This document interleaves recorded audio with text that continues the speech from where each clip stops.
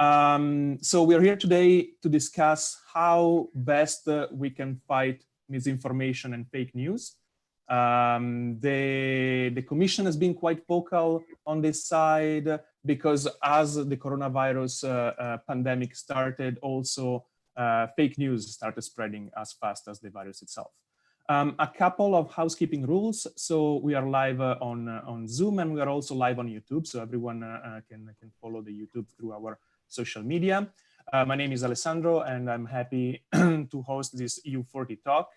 I would start then by saying that all the panelists are happy to respond to the questions of the audience. So you can actually, if you are an attendee, you can click the Q&A session at the bottom of this link and send in some questions.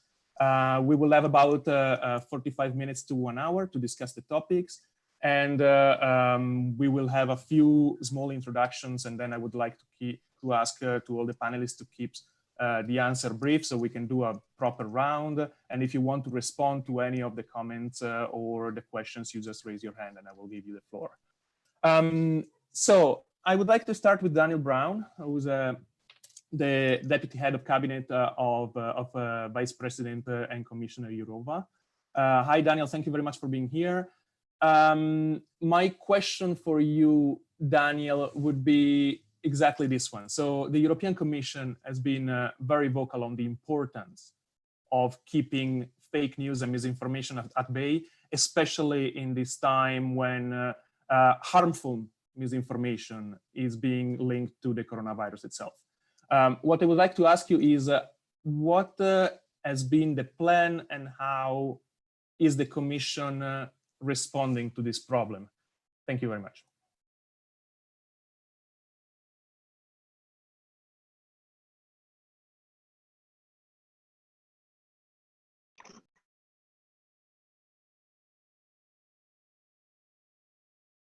Okay, now you better. Yes. Thank you. Well, I thank you, and I think it's fitting for a Brussels bubble event to start by saying that this pandemic has shown that disinformation is not just a hot topic for the Brussels bubble. And if we thought we had a problem with disinformation, then the pandemic has supercharged it in a way. And what has made this crisis especially dangerous is the unprecedented uncertainty that makes people desperate for information, and this higher demand inevitably creates also opportunities for bad information to flourish. And that's also a breeding ground, you know, for conspiracy theories and other types of disinformation. And we need to stress that disinformation is not a byproduct of free expression, and, you know, deliberately promoting bleach as magic cure is not about making a point. It means intentionally putting lives at risk. But the problem cannot be just simply regulated away. Freedom of expression must be at the core of what we do. Much of the content we see is harmful but not illegal. And even if the adverse impacts tend to be the same, there are profound differences in terms of intent, actors, you know, degree of coordination. So that means we need to reflect on a couple of things. First, we need to know more so that the whole information ecosystem can better detect and understand the content and the behavior, but also to better target the communication and awareness raising, including authoritative health content. Second remark, it's not only about social media. I think we have a lot of co-panelists from social media, but the information space is much more nuanced. Looking at only Facebook won't solve everything. It's good to look at vectors and incentive structures in the digital space, but let's not forget that besides the organically shared false content, you also have unorganic campaigns behind which there are malicious actors, and we need to have defense and deterrence against them. And the third remark I would have is platforms are at the same time important amplifiers, sometimes allowing to hide the source of the information when a transparent debate and not being subject to manipulation is the lifeblood of democracy. So we need to hold them more accountable, monitor their policies, their choices, without, however, intervening in freedom to conduct business. So I still see platforms as part of the problem, but also the part of the solution. And we have seen very good response from them on promoting authoritative content. What I see as a big challenge is that disinformation is a moving target. So we need a system of understanding, which is why transparency is so important, and platforms should do more to empower civil society and also increase their accountability, as I said. So we will address some of these issues in the upcoming communication that the Commission will present in the beginning of June, and then more broadly in the European Democracy Action Plan at the end of the year. Super, thank you, Daniel. I will come with a follow-up question shortly. But before, I would like to hear also from the other panelists. I see that Eva is joining. Let me see if she is able to start her video. Eva, can you hear us? Okay, well, we'll figure out this one. Maybe I can move to Milan. So Milan works for Google, and Google being one of the biggest platforms in the world where information is going around, Google being owner of YouTube. Milan, indeed, you have an important role to play here. And I know that as part of the campaign that you've done against misinformation on coronavirus, you have not only put money, but you've also put cracked your head around that. I would like to know what Google has done to solve the problem, and mainly understand what is your biggest challenge. We have the lack of having policymakers here, so also that would be important for us to understand what are the problems that you're facing. Can you hear me now? Yes. Hi, Eva. We can hear you well. Hi. Perfect. So after Milan, we will go to Eva. Sorry. Thank you.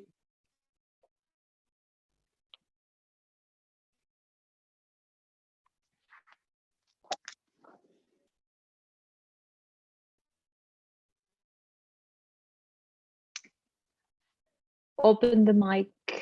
You can all unmute yourself. Okay. It wasn't possible. Now it's fine, I think. Good. All right.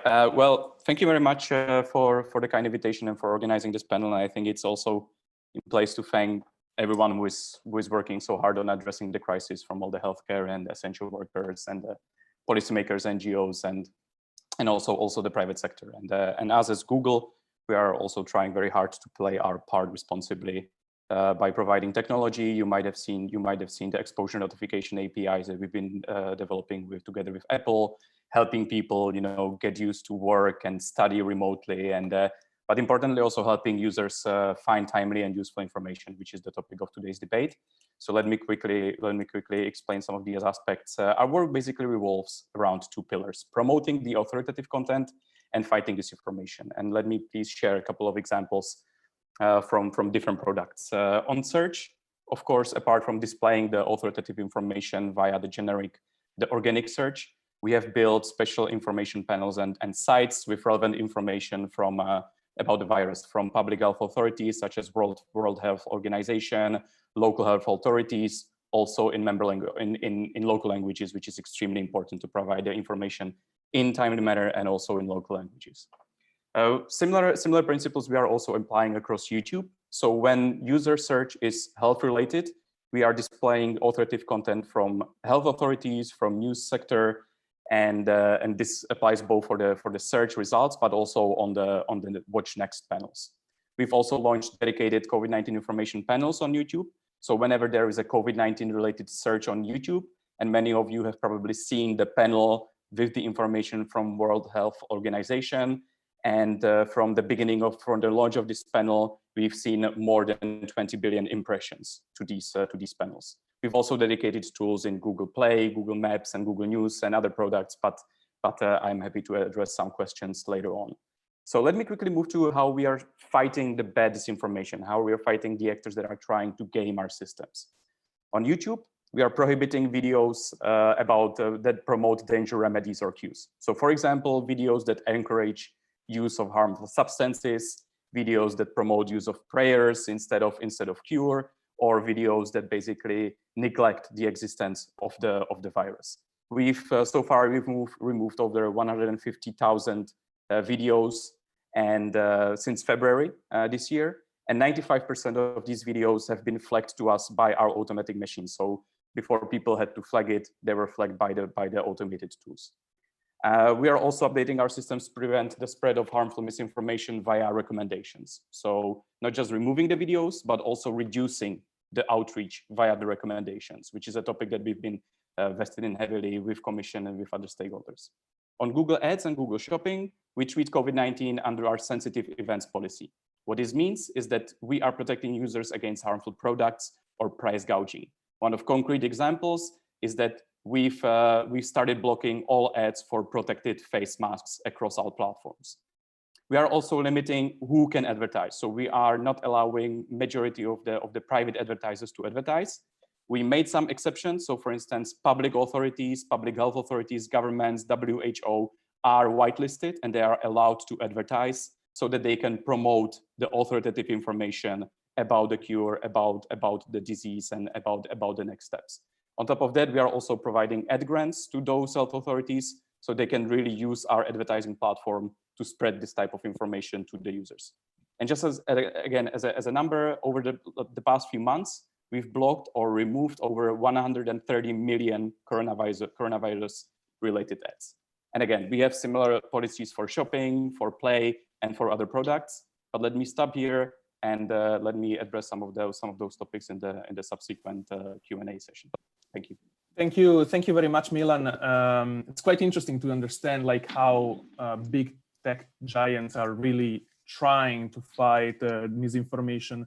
I'm happy to have here Eva Kaili, a member of the European Parliament for Greece.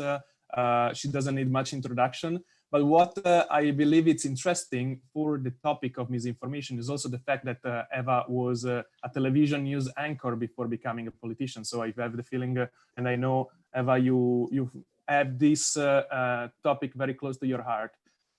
Eva, in a short bit, I would be curious to understand what has been the process of the European Parliament in trying to debate this massive problem, which is misinformation nowadays, especially in light of the fact that some of those fake news are really harmful. And one of the cases that I really picked up my mind was the fact that a few people in the United Kingdom and in the United States drank some harmful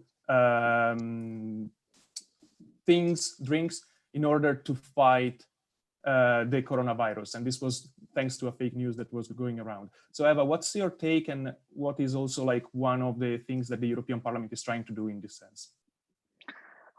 Well, yes, what you just said, actually, it's the root of the problem. We have people that they are being either manipulated or misled by this by fake news. I can tell you first that I define disinformation as not opinions, not people that make interpretations of the facts, but as people stating the facts in a different way or trying to manipulate the facts in order to mislead people. I say that because it's a very, very thin balance there that we don't want to miss. So people can have their opinions, they can believe different things, but what we're trying to do in the Parliament is always make sure they will have access to good quality of data and they make up their own opinions.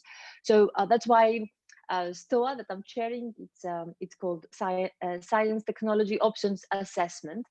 Options means we provide with the data our colleagues, and then they can decide how they're going to legislate. What we have done until now, because this pandemic has become an infodemic, we are already acting on that by having a list of media that are considered credible, organizations that have been verified. And we try to have interviews constantly with people to respond to all the news that are coming up in order to make sure that people will have this good quality of data. I think we had started like several years ago, because after the Brexit, we realized that we should do something. So it was not just now, was that we brought journalists to work close to scientists and scientists close to politicians in order to solve the problem of understanding each other, and in order to make sure that also journalists will understand and we will have access to a network of scientists to cross-check the information, but also to make sure they will use the right words to communicate it to citizens. One of the things I have to say here is that scientific data doesn't mean it's 100% true or accurate. They can give you the data, but I met scientists that they didn't agree with each other. Credible scientists, great universities, but they had different opinions based on different facts, because at this point, as you saw during this pandemic, we have different studies that, because the sample is not big, they can lead you to different conclusions. So in order to avoid this the problems of happening like the ones that you mentioned, like having people testing these treatments without also asking the doctors, or without taking like more than one opinions, we try to have access to a pool of scientists.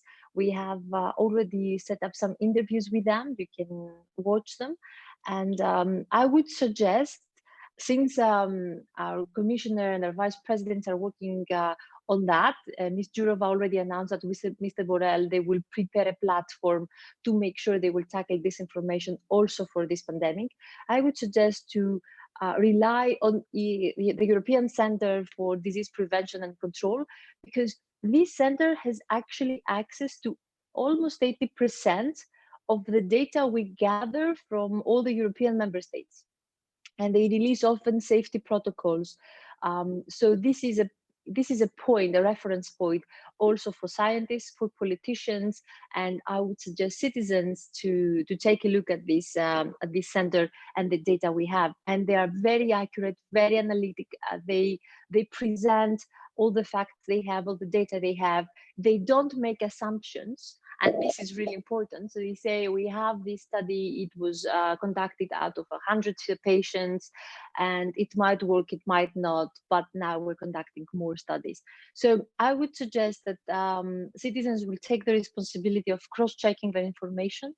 And our responsibility with the Commission is to make sure that during the emergency, we will make sure that if we see really fake news, and then I would say fake news, like news that they are not based at all on facts, we would try to do the best to remove them in order to not allow inside, you know, if you panic and you try to test any treatment you're hearing about, this might cause health problems, psychological problems, and many other issues. So I think we should do our job, and we should make sure that citizens will have the access to scientific data and good quality of data. And finally, of course, what you do, EU40 has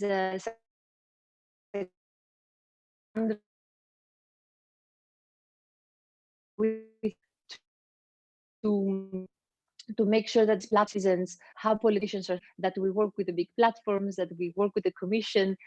We are in coordination. In the beginning of the pandemic, I think because of the disruption of the supply chains, the feeling was that we are all alone in this. But I believe we are at the point we understand we are all together in this, and only like that we can move to the next day. Thank you, Eva. I'm sure Daniel will have a comment on that, so I will go to him shortly. Before we finish the tour de table, I am happy to have here Marisa. Hi, Marisa. Thank you for joining us. Marisa works works for Facebook, and I would like to ask Marisa, how does Facebook best or tries best to counter fake news by adding also a recent study which was done by which was promoted by EU versus Disinfo, which is this think tank in Belgium. They found out that as the pandemic started, more than 200 million times on social media harmful misinformation, so those that are really harmful for the citizens, have been viewed. In light of this, it's news of today that Twitter has, for the first time, put a fact check button at the bottom of a Trump tweet, which was apparently based on some misinformation. I would like to know, Marisa, what is happening at Facebook and how best are you trying to follow these things? Thank you very much, and thanks to EU40 for inviting us to this very interesting discussion. I think that when it comes to misinformation and COVID-19 crisis, we need to look at those things together, right? Because they require, in some instances, a specific answer. So the work that we're doing at Facebook to combat misinformation and COVID-19 is really included in a broader strategy in terms of our response to the economic and health relief. We're also, as a company that connects people, we want to make sure we do more efforts in making sure that people continue to be connected, especially in times of crisis like we are now. And also because connectivity, by the way, being connected is the point number one when we want people to actually get access to authentic pieces of information. So those things are related. And finally, of course, the subject of today, which is addressing misinformation. So very similarly to what my colleague at Google had mentioned before, the strategy, if we could simplify it, is twofold. One is to provide access to authoritative pieces of information to our users, and to do it in a simple, easy to use, easy to find way. This is really, really important. Providing access to information can do in many different ways. There's not one size fits all. With respect our, let's say, our biggest or most prominent product in this particular case is the Coronavirus Information Center that any Facebook user can find very quickly on top of the news feed, also on Instagram. And we do this in collaboration. This is key, right? It's collaboration and engagement with those that know, with the health institutions globally, but also at the European level, very important, and a local level too, because at the end of the day, the most effective information, in many instances, is for users is to really link to the source of information that are closest to the authorities that are closest to them. So we work with that's in a nutshell how we're working now. In reality, as we said, one size fits all doesn't work here. We have other products too. There's WhatsApp and Messenger. This is private messaging, but there too we have to look into ways in which users could also get access to information through communication, direct communication to the WHO, or repurposing tools like the WhatsApp Business API for governments to really get that information out there, or even the fact-checking and international fact-checking organization as well. There's other things like ads credits. Of course, the European Parliament, for example, is using ad credits granted by Facebook to spread the message, the health message.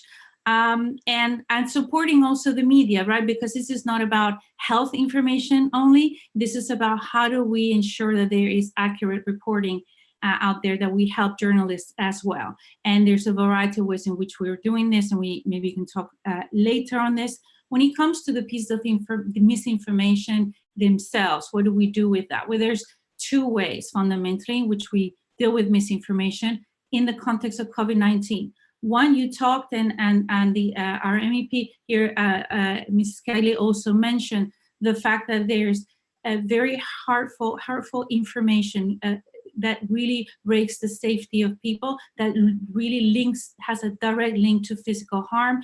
In those cases, we have a policy on harm and misinformation. We will remove that information. So for instance, either drinking bleach claims, any other false claims on prevention, those claims that will give you false information about the availability of services that are essential for people. That is something that we will, even some conspiracy theories that risk of harm for people, we will remove that. But we will do that under the guidance of those that know. We don't take those decisions on our own. And this is not really the first time that we do it either. There had been some other outbreaks there. So we will remove those type of pieces of information. There's and that has been hundreds of thousands. But the bulk of the majority of misinformation does not link to direct harm. In that case, what we do is we work with the fact-checking community, and they will analyze the content, they will tag it, and we will label it, and we will demote it and reduce the distribution. This is the bulk of majority of work, and obviously the big challenge here is that there is yes, a lot, but that's what we're working with our fact checkers to make sure they have more resources, they have more training, and engagement here is actually fundamental. There are many other things, but I'm just going to leave it there to allow for discussion. Thank you, Marisa. I think you touched upon a very interesting point, which is how much responsibility has to be given to the platform, which are a vehicle for information, and then, you know, how much on the other side they should be able to decide what is the content to keep or to get rid of. In this sense, we will get to that in a short bit. I would like to present the last panelist, Kate Brightwell from Adobe. Hi, Kate, thank you for joining us. So we've heard from Google, which has a variety of services that they provide. We've heard from Facebook, which is more like the social media part of it, that has a different kind of problem than Google. And now I would like to talk to Adobe about a specific topic. I'm always amused how much images remain in our head. And I have the feeling that when it comes to misinformation and fake news, if you see something that really strikes your mind, it's very hard to keep it outside of your mind. So I would like to understand from Kate, what is Adobe doing in order to make sure that deep fake images, deep fake videos are not spread around then social media and of course platforms? Thank you, Kate, for letting us know. That's great. No, and thank you for the opportunity to come and speak to you today and hear from the other panelists. As I say, Adobe is really proud of the work that we do with our creative tools to help create compelling content. You think about all those Hollywood movies, you know, compelling design, and most recently, sort of relating to this topic, a number of governments and health authorities are using these tools to create the adverts and the posters and all of the public awareness. So there's a lot to be done in terms of how to create digital content. But we take tackling disinformation extremely seriously. And we know that we have a responsibility in this area due to the nature of the products that we produce.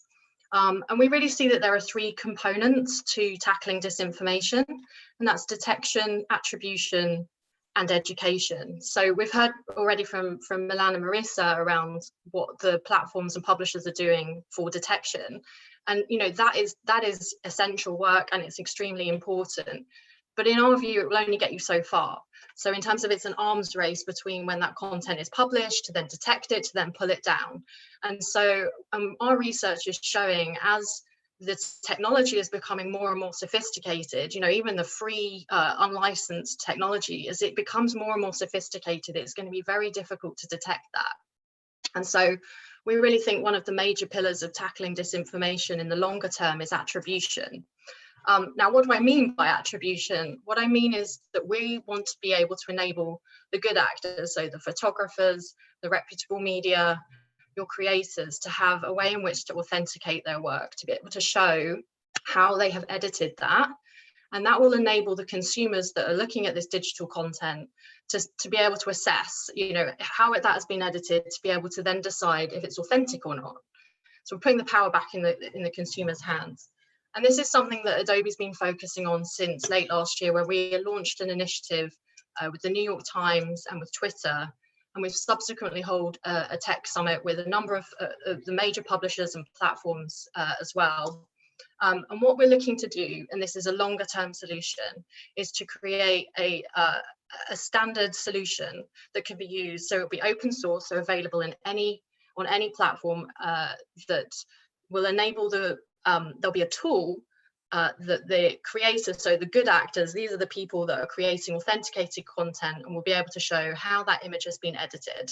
And then it would be, so we're thinking like visual kite marks. These are some of the things that are being prototyped at the moment. And we feel like this is a real holistic approach to the situation. You know, we need the publishers, the platforms, the creators, and the consumers to all be involved to sort of protect the authentic information out there, because there's this challenge that as we begin to see more disinformation, we end up trusting nothing. And that's a really dangerous place to be in terms of, you know, sort of a democracy and free speech as we see it.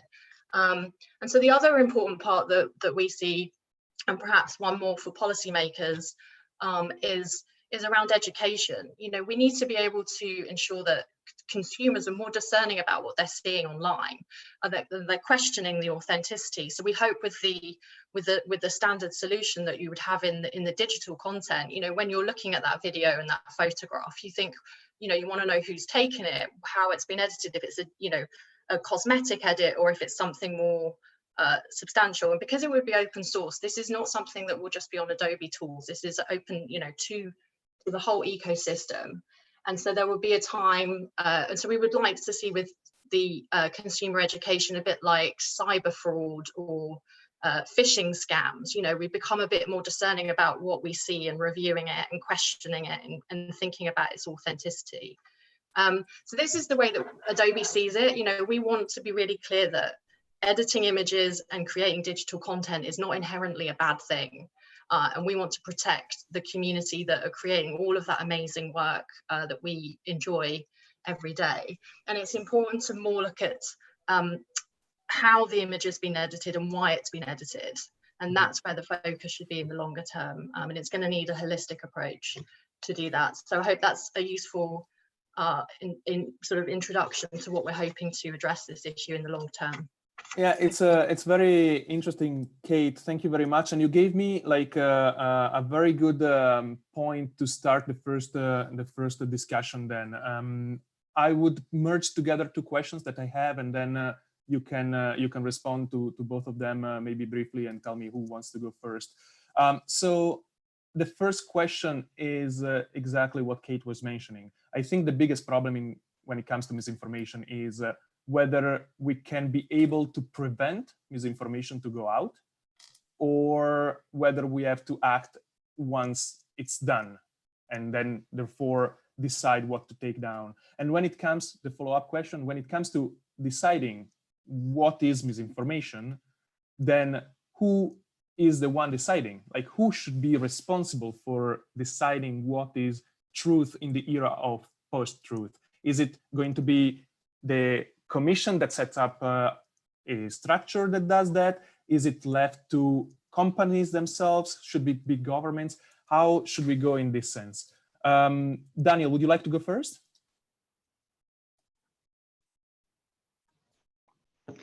Yes, I can, and thank you for the contributions. And I think Miss Kylie said it in a way in her speech already, and I fully agree with that. I mean, on the one hand, you have the defensive element where you have coordinated manipulations, especially, and there we need to have the capacities to expose, to attribute. There is the rapid alert system that allows the Commission and member states to communicate when something like that appears.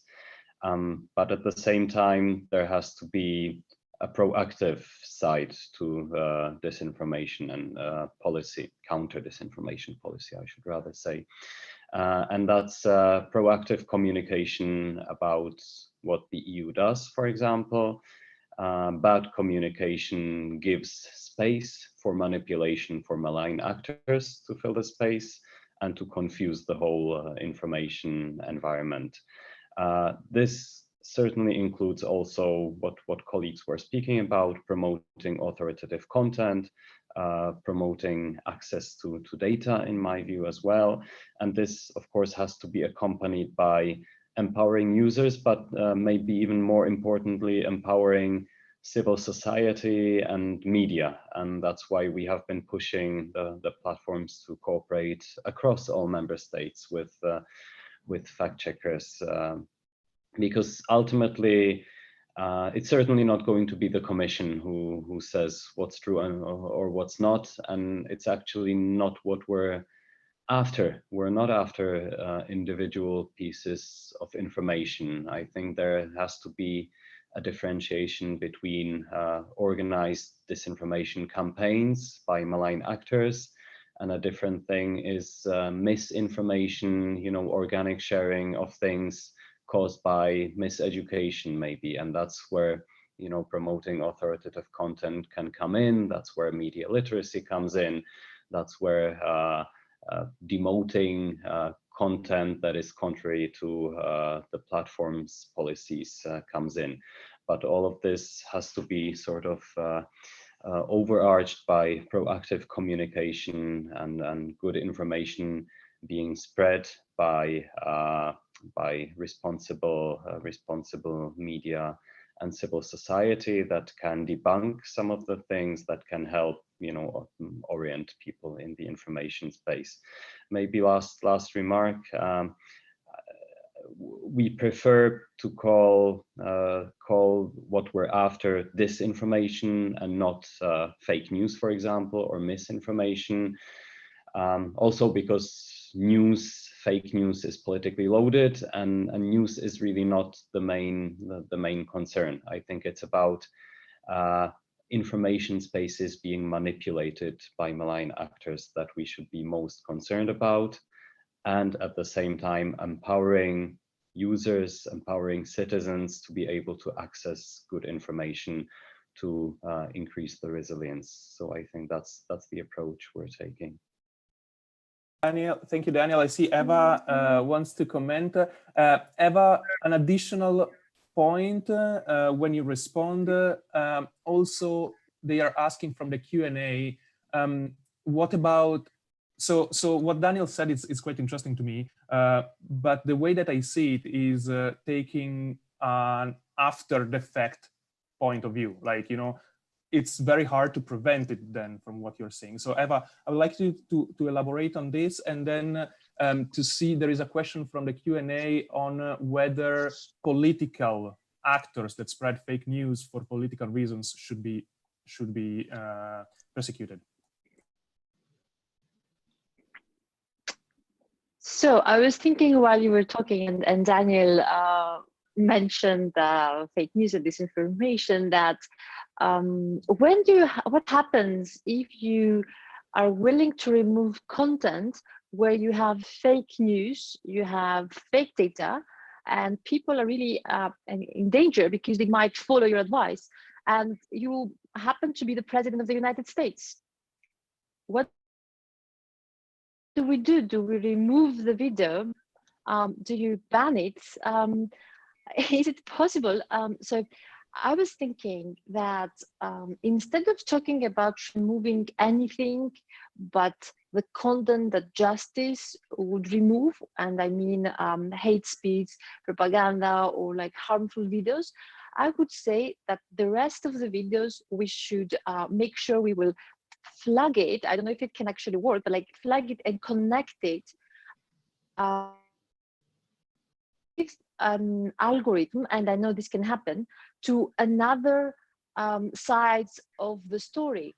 So if you're watching the president of the United States saying something that that is not based on scientific data, then you can give a different side of the story, like 2-3 different sides of the story with scientific data connected to what he's talking about, and make sure that citizens will we cannot avoid seeing that there is another version or alternative facts, we're calling it. So I think that it's better to give options to citizens so that they have to see that this is not the only the version, and at the same time educate them. And I come to the response of your question. We have to educate them to understand how internet works, how an algorithm works, and how they are watching specific news and not other news, and how personalized content can manipulate their perception. Because even if I remove all the content that I will throw to your personalized feed because you like big titles, and then suddenly you think that everybody's watching the same news feed that you do. And even if you know that you have personalized content, it's a great experience.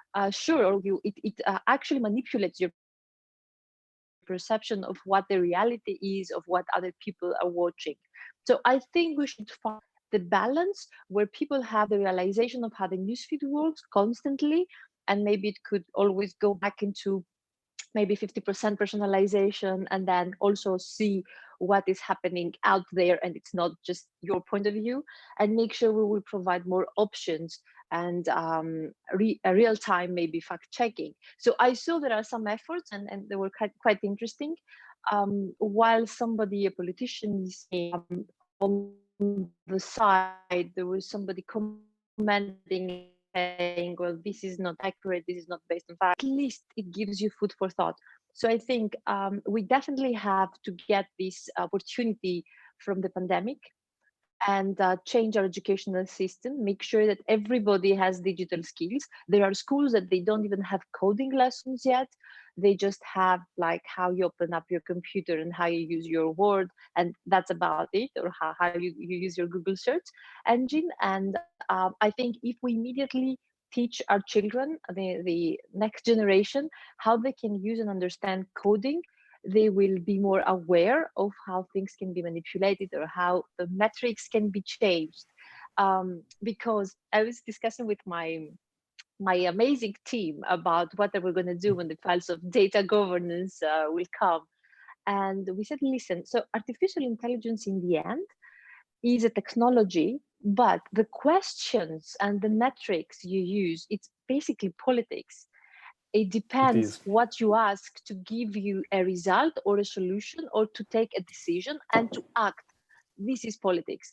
So I think we have a huge responsibility, and I think the best thing we can do to make citizens and children responsible is to give them all the skills they need to understand it. Mm-hmm. Could I just jump in there? Sorry, Alessandra, just to pick up MEP Kylie on the point that you were making around sort of citizens or consumers being more discerning about the different content and maybe offering different views. You know, the ambition with the Content Authenticity Initiative is, because it's going to be open source and a standard, that we want that to be, you know, like a mass adoption across all different publishers and platforms, etc. So, you know, the future ambition is that in the future that all of the good actors, you can see and authenticate that content.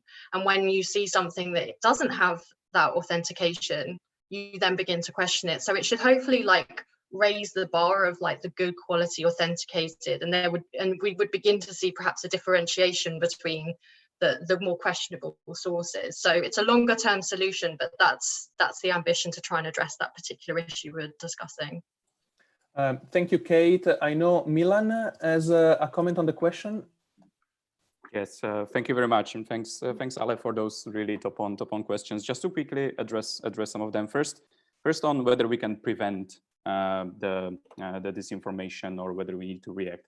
I think we will never be able to prevent disinformation 100% for those reasons that have been already raised by MEP Kylie, by Daniel, and by others. We can of course focus, and we will do the best we can to prevent by demonetizing bad actors that we know that have been responsible for spreading disinformation, for removing the videos that are being flagged to us. So we can do a lot to prevent, but this will be never 100%. And it's a moving target. And we see new types of disinformation every day.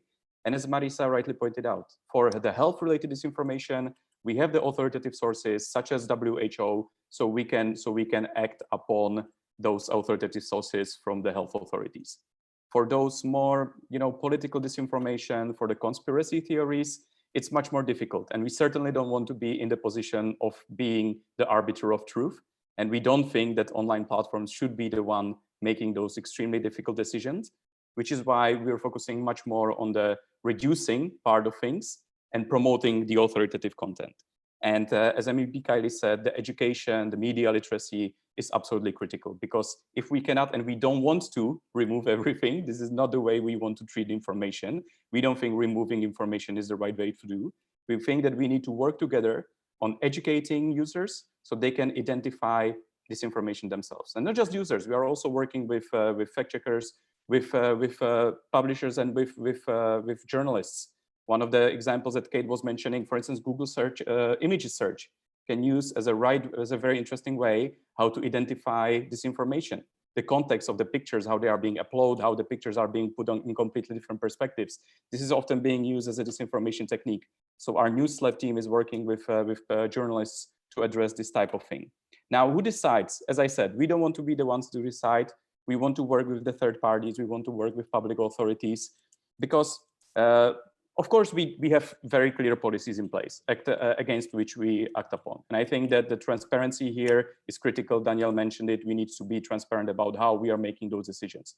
We have transparency reports on YouTube.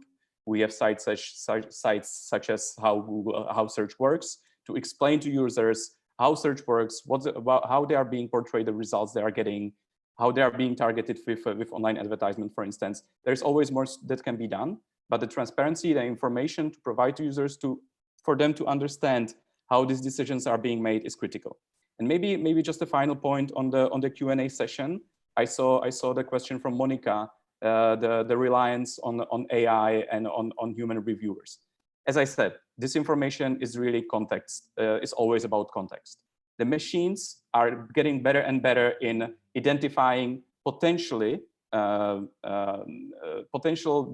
breaches of our community guidelines, for instance, on YouTube, but they are not there yet to make those decisions, to understand the nuances of the languages, of the culture, and of everything. That is why we are relying so heavily, and we always say that the combination of machines and the human reviewers is the right one. Now, there's a lot of discussion with the COVID-19. We are all forced working from home. It's difficult for all of us. It's also difficult for our human reviewers. And we've been very public about the need to rely more heavily on machine identification and on automatic takedowns on YouTube based on decisions of the machines. But we are always extremely cautious. We say this is a special circumstances that we are operating in. We need to analyze the results of those machines, because we know they are not there yet. So we need to be able to analyze the number of appeals that we will receive against potentially wrong decisions made by machines. So as I said, 90% of the videos, 95% is being identified or flagged to us by machines. But we always say human reviewers are critical. And this is not just for disinformation. This is also for hate speech, even for terrorist content, for examples that should be more straightforward. But since disinformation is so much heavy on context, we always need to have this sort of checks and balances. Mm-hmm. Thank you, Milan.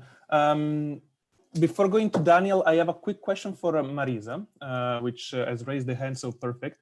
So while you answer to this, I also would like to bring one specific thing that happened in the Italian parliament in the couple of years ago. To counter disinformation, as Daniel pointed out, it's better to call it disinformation.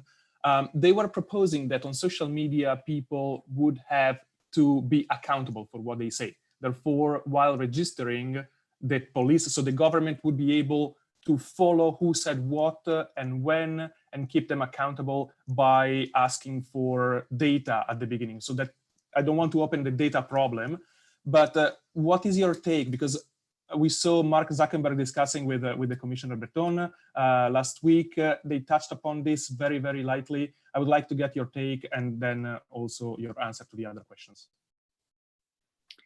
Thank you, Alessandro. So before we go there, before we close the other discussion, I think that what Daniel said, and then you alluded to at the end of your second question, is very important, and it's not a theoretical debate, and that's of definitions. In order to assess a problem, the first thing we need to do is to determine what we are really talking about. And I think that when in these debates, in many instances, we've talked about misinformation and disinformation as interchangeable, and they're not. And in fact, the disinformation aspect is much more relevant and critical here, because it's the intention to mislead, which is the fundamental problem. So when we talked before about whether it's about detection or it's prevention, I think it has to be both. But a lot of misinformation is caught before it gets into the platform, because what you are actually doing is assessing the actor, not the content itself. The actor, which is intention is to mislead people. And this is one, and it's not only about misinformation or disinformation in the context of COVID-19, but also our policy to this issue overall, which is the first thing that you do against this is addressing fake accounts. So just wanted to make that comment there. When it comes to a suggestion of this matter, I would love to hear also the opinion of everyone in this panel, because it is a very important debate that goes beyond solving just the problem of misinformation, a very important one on the platform, but it goes to the actual essence of what social media and social networking and online platforms are about. And it's not only about what we are, but about the people that we serve. Why do people come to social media? To express their opinions freely, but also, of course, in a way that is respectful of others and the fundamental rights of everyone. And in particular, we're in Europe, right? In the way that we define fundamental rights in Europe. So the question really is whether anonymity is the solution to address this issue. Is this really what Europe needs to give up in order to tackle the problem, and would that really solve the issue? I frankly do not think so. Nevertheless, that does not mean, and of course, the collaboration with the authorities has to be strong. It is strong and continue to be strong or make it easier.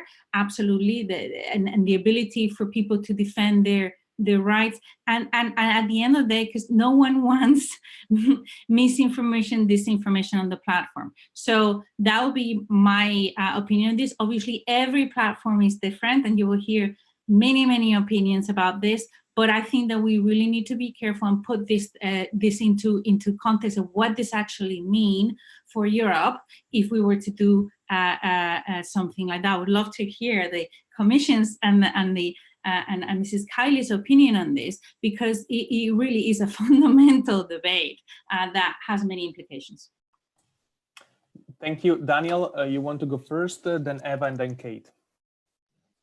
Yeah, thank you. So I'll try to cover all the topics that were raised in the last few minutes. First of all, on empowering users once more, I think it is indeed very important that people understand better why they see what they see and who is behind the message, because that I think is a big and substantiated criticism of the platforms, that the classical democratic debate where you have people talking to each other and exchanging opinions may be a bit convoluted here. But as I mentioned, I also believe that not everybody is ready and has the capacity to be totally digitally skilled and understand everything. So I still think it's very important to have a strong civil society and to have good cooperation between the platforms and civil society and research. We will launch, the Commission will launch in June, European Digital Media Observatory that will gather and support research communities and create a network for fact checkers. And this should also help the authoritative information. On anonymity, this is my private opinion and not a Commission position. I'm not aware there's one official position. I'm a bit skeptical about the efforts to get rid of anonymity online, looking at the state of democracy around the world. I think we should be aware that in some cases, social media and anonymous accounts can be one of the last ways how people can express themselves freely. So for me, this is more about platforms having good cooperation with law enforcement authorities in cases where there's illegal stuff happening, when there's threat of harm or even threat to life. And that's in line with the general philosophy that whatever is illegal online should be illegal, whatever is illegal offline should be illegal online. Now, on the more general question again on who decides and whether or not to remove stuff, in general, as I said, I mean,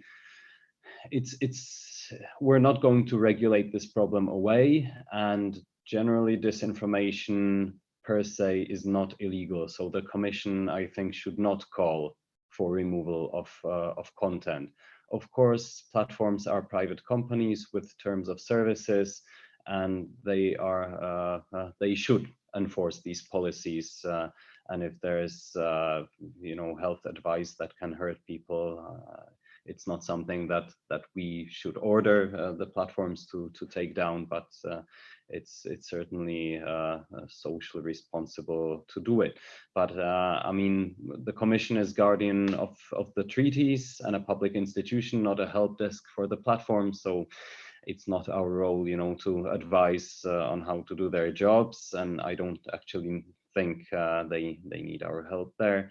It's our job to define, together with the European Parliament, through democratic process, the harms to the society and to the single market that we want the platforms to address. And then it's our job to oversee, how these rules are observed and work together to tackle a big societal problem that we have. So we're in the process of scoping exercise and defining the new rules for online platforms through Digital Services Act and through the European Democracy Action Plan. And this will be an open and inclusive process. So I'm looking forward to the debates to continue. Thanks, Daniel. Eva, you wanted to chip in? I think Daniel covered everything, and I definitely agree that removal of content is not what I'm fond of. So I really believe that we have the system now to make sure that citizens will have more options, and the platforms have taken the responsibility to definitely also remove it. But that's the limit. I have to say 2-3 things that they could be interesting. So when Google managed to overcome all the other search engines, what they basically did is that they provided you with not just you were Googling a word. They didn't find the pages that they had this word in the biggest quantity, but they found you the most relevant site and the more quality site that would include. So it was trying basically to analyze and predict the relevance of the results to your search.